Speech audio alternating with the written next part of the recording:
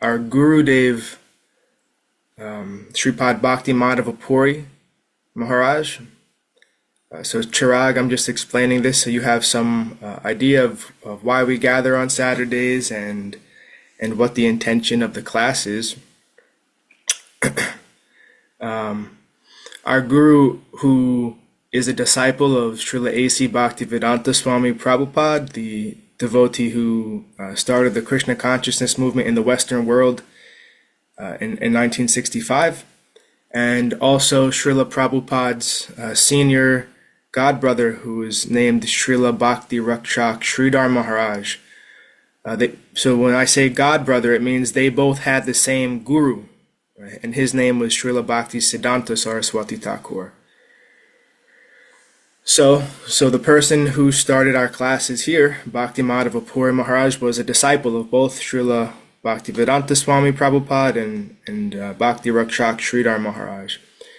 And he was a scientist, actually, Chirag. I'm not sure what you studied in university, but he studied chemistry.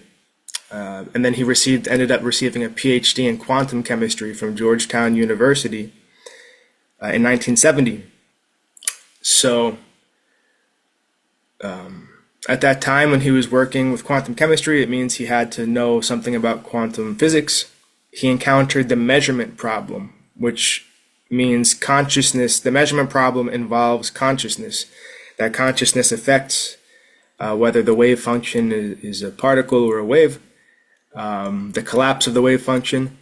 And so consciousness was needed to be learned about from his scientific work, but the scientific community was not willing to admit that or look into it in any deeper way.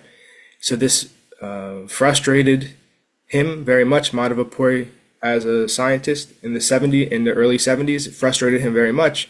He wanted to know about consciousness, so he sought out yogis, and he found Srila Prabhupada's movement had a temple in Washington, D.C., where he was located at the time, and he learned about consciousness there from the Hare Krishna movement, from what Bhagavatam has to say, Srimad Bhagavatam, or the Bhagavat Purana, what Srimad Bhagavad Gita has to say about consciousness. And he became very fulfilled. So what do those texts have to say about consciousness? Well, that we are finite consciousness, and because we're finite and we're a part of an infinite whole, that whole must have the same qualities that we have in a larger extent. The only reason we have the qualities that we do, meaning self-consciousness, we're a self, we're aware that we're a self, we're conscious of the world and how it interacts with ourself, we're alive. The only reason we have these kind of qualities in a finite degree is because we're a part of a whole, an infinite whole, that has those qualities in an infinite degree. So that means Krishna, Bhagavan, and a relationship between Bhagavan and the Jivatma. So he became very convinced by these teachings and gave himself fully to them, and became a disciple of an initiated disciple of Srila Bhaktivedanta Prabhupada. And then Prabhupada said to him, don't forget your scientific training. We want to use everything in the service of Krishna. This Bhakti Yoga path is not one of renunciation. It's not exploitation. We don't want to exploit in a self-centered way. Things are not for us, they're for Krishna. But in the same way, we don't want to renounce everything. We don't want to give everything up. That's also not the way to go, because the jiva is eternally active. It needs to be engaged. It can't just eternally be situated in shanti, peace, or nothing. It needs to have a positive purpose that it's engaging with. So rather than exploiting things for ourselves, the purpose is for the jiva to engage everything in the service of Krishna. The part is in service to the whole. The part is functionally related to the whole. Just like with the human body, all these different cells, lung cell, heart cell, kidney cell, they all have specific functions and they're different from each other, but those functions are in relation to the whole organism. They're in service to the whole organism. So Prabhupada told Madhava Puri Maharaj to continue to utilize his scientific training and then learn about Krishna consciousness, and then show how what the Vedas are presenting, what the Bhagavat Vedanta is presenting can help modern science overcome its limitations in thinking of life and consciousness in terms of reductionism, in reducing it to matter. Rather, life and consciousness are fundamental, and the only reason we think of the world in terms of matter is because we have some predisposition, some materialistic bias that makes it easier for us to exploit the world when we think of it in terms of matter and mechanism. So like this, Prabhupada wanted his scientist disciples to utilize their training in the service of Krishna, both to serve Krishna and to benefit those materialistic scientists who were suffering, and how influential they were. Jai Tulsi Maharani, Devi Dasi Ki Jai. And to help the population at large who was being influenced by science in a large way. So thus the Bhaktivedanta Institute formed in the mid-1970s, and Madhava Puri Maharaj was one of the 5 founding charter members. Of those 5, 3 of them were actually PhD scientists, disciples of Prabhupada. And so as time moved forward, these scientists developed their own vision under the guidance of Prabhupada's blessings of how to move forward with that Bhaktivedanta Institute mission. For Bhakti Madhava Puri Maharaj, that included following Prabhupada's guidance to seek Sridhar Maharaj after his departure. After Prabhupada was withdrawn from the world in 1977, he told his disciples to go seek further teachings and shelter from Srila Sridhar Maharaj. So Madhava Puri Maharaj went there, and that's actually where he received sannyas initiation and the name Madhava Puri. Previously, he was Madhava Brahmachari.